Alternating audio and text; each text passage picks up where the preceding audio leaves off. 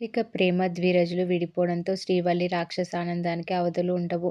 మన కాపురాన్ని కూల్చేసిన వాళ్ళ కాపురం కూల్చేస్తే ఆ కిక్కే వేరేహే అంటూ మనసులోనే అనుకుంటూ మురిసిపోతూ ఉంటుంది వల్లి. మరోవైపు భద్రవతి ఇంట్లో నిలబడి ఉంటుంది ప్రేమ. శారదాంబ గదిలోకి తీసుకెళ్ళడానికి ప్రయత్నించడంతో తన చేతిని వదిలించుకొని కోపంగా సోఫాపై కూర్చొని బాధపడుతూ ఉంటుంది ప్రేమ. ఇక కట్ చేస్తే రామరాజుతో పాటు ఇంట్లో వాళ్ళందరూ హాల్లో నిలబడి ఉంటారు. కేవలం మా అమ్మ మాట కాదనలేక ప్రేమ మెడలో తాళి కట్టాను అంటూ ధీరజ్ చెప్పిన మాటలు గుర్తు చేసుకొని రగిలిపోతూ ఉంటాడు రామరాజు. అయిపోయింది. ఒక్క వికెట్ పడిపోయింది. ఒక నిండు కాపురం కూలిపోయింది. ఇంకా దీని కాపురంలో కూడా నిప్పులు పోస్తే నా బావకు నన్ను దూరం చేసి నా కాపురంలో నీళ్లు పోసిన దానికి ప్రతీకారం ఫుల్లుగా బ్యాలెన్స్ అయిపోయింది అని మనసులోనే అనుకుంటూ నర్మద వైపు చూస్తుంది వల్లి కోపంగా. తర్వాత రామరాజుని రెచ్చగొట్టడానికి మాటలతో మంట వేస్తూ ఉంటుంది శ్రీవల్లి. అయ్య బాబోయ్! అంటే ధీరజ్‌ది ప్రేమది ప్రేమ పెళ్లి కాదా? ప్రేమ ధీరజులు లేచిపోయి పెళ్లి చేసుకోలేదా? అసలు ప్రేమ ధీరజులు ప్రేమించుకోలేదా? కళ్యాణ్ అనే వాడితో ప్రేమ లేచిపోతే వాడు మోసం చేస్తే అత్తయ్య గారు ధీరజ్‌తో ప్రేమ మెడలో తాళి కట్టించారా? ఈ విషయాన్ని మామయ్య గారి దగ్గర దాచిపెట్టేసి ప్రేమ ధీరజులు నిజంగానే లేచిపోయి పెళ్లి చేసుకున్నారని ఇన్నాళ్ళు మామయ్య గారిని నమ్మించి భ్రమపెడుతూ వచ్చారా? అంటూ రెచ్చగొడుతూ ఉంటుంది శ్రీవల్లి. హేయ్! నోటికొచ్చినట్లు మాట్లాడుతావేంటే చెంప పగలగొడతాను అంటూ సీరియస్ అవుతూ ఉంటుంది వేదవతి. అదే మాట నేను నిన్నంటే అని రామరాజు అనడంతో ఒక్కసారిగా షాక్ అయిపోతుంది వేదవతి. వల్లి మాట్లాడిన ప్రతి మాట నిజం. వాళ్ళ పెళ్ళిని నా దగ్గర దాచిపెట్టి నన్ను పిచ్చోడ్ని చేశారని నేను మాట్లాడితే నాకు కూడా వల్లికి చెప్పినట్టే సమాధానం చెప్తావా అని అడుగుతాడు రామరాజు కోపంగా. ఎందుకండి ఇలా బాధ పెట్టేలా మాట్లాడుతున్నారు అంటూ ఏడుస్తూ ఉంటుంది వేదవతి. ఏంటి బాధ కలుగుతుందా? నా మాటలు నీకు బాధ కలిగిస్తున్నాయా? నిజం మాట్లాడుతున్నందుకే నీకంత బాధ అనిపిస్తే ఇంత పెద్ద నిజం దాచిపెట్టి నన్ను మోసం చేసినందుకు నాకెలా ఉంటుంది? ఆ అవమానంతో, బాధతో గుండె పగిలి చావాలా నేను అని అరుస్తాడు రామరాజు కోపంగా. దయచేసి అలా మాట్లాడకండి. వీళ్ళ పెళ్లి విషయం మీకు చెప్పకపోవడం తప్పే. కానీ మీకు చెప్పడానికి ధైర్యం సరిపోక నిజం దాచానే తప్ప మిమ్మల్ని నేనెందుకు మోసం చేస్తానండి అంటూ బాధపడుతూ ఉంటుంది వేదవతి. అవును మామయ్య, ఈ విషయాన్ని మీ దగ్గర దాస్తున్నందుకు అత్తయ్య చాలా బాధపడ్డారు. నిన్నటికి నిన్న కూడా మీకు చెప్పాలనుకున్నారు.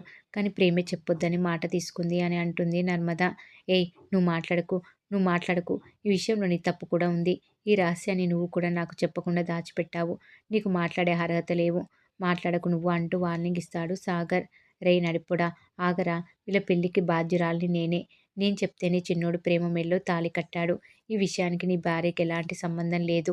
మంచైనా చెడైనా అంతా నాదే. దయచేసి మీరు గొడవ పడకండి. మీ కాపురంలో కలహాలు తెచ్చుకోకండి. ఏవండీ! ఈ లోకంలో మీకంటే నాకు ఎవరు ముఖ్యం కాదు. మీకోసం, మీ ప్రేమ కోసం ప్రాణంగా ప్రేమించే అక్కను, అన్నయ్యను, అంత పెద్ద కుటుంబాన్ని వదిలేసి వచ్చాను.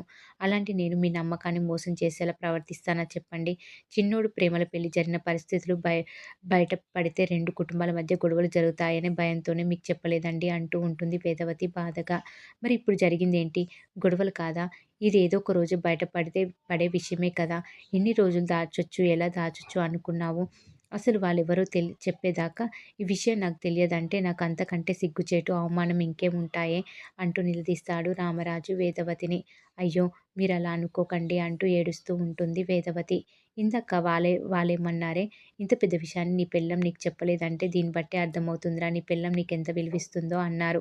అప్పుడే నేను సగం చచ్చిపోయాను అని రామరాజు అనడంతో గుండె పగిలేలా ఏడుస్తూ ఉంటుంది వేదవతి. ఇంతలో కామాక్షి కల్పించుకొని ఇదే అవకాశం అనుకొని వాళ్ళు నాన్నని చాలా నీచంగా మాట్లాడారు. దారుణంగా అవమానించారు. రేయ్ చిన్నోడా! అసలు నీ బుద్ధి ఏమైందిరా? మన నాన్న మీద ఇంత పగతో ఉన్నారని తెలిసి కూడా నువ్వు ఆ పిల్ల మెడలో ఎలా తాళి కట్టావురా? అని అంటూ ఉంటుంది కామాక్షి. ఇక వల్లి అమ్మ అంటే ధీరజ్‌కి ప్రేమ గదా! అందుకే అమ్మ మాట కాదనలేక ప్రేమ మెడలో తాళి కట్టి ఉంటాడు.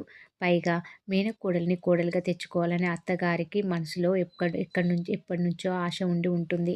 అందుకే అక్కడ జరిగిన పరిస్థితులను కనీసం మామయ్య గారికి ఒక్క మాట కూడా చెప్పకుండా ప్రేమ మెడలో ధీరజ్‌తో తాళి కట్టించారు అని అంటూ ఉంటుంది వల్లి కావాలని. దీంతో వేదవతి వల్లిని లాగిపెట్టి కొడుతుంది.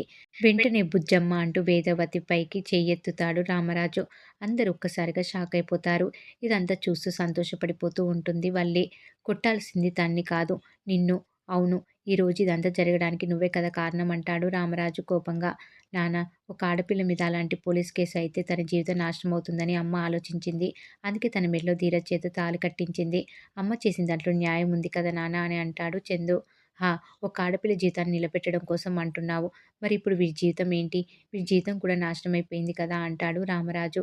ఏవండీ ప్రేమకు నేను ఏదో ఒక విధంగా నచ్చజెప్తాను అని వేదవతి అంటుండగానే, ఏయ్! నువ్వు మాట్లాడకు. నీ పుట్టింటి వాళ్ళ కోసం కట్టుకున్న భర్త నమ్మకాన్ని మోసం చేశావు. కన్న కొడుకు జీవితాన్ని నాశనం చేశావు. ఛీ! ఈ జన్మలో నువ్వు నాతో మాట్లాడకు అని కోపంగా వెళ్ళిపోతాడు రామరాజు. దీంతో వేదవతి గుండె పగిలేలా ఏడుస్తూ కుప్పకూలిపోతుంది. ఏవండీ నేను మోసం చేయలేదండి. నేను మిమ్మల్ని మోసం చేయలేదండి అంటూ ఏడుస్తూ ఉంటుంది వేదవతి.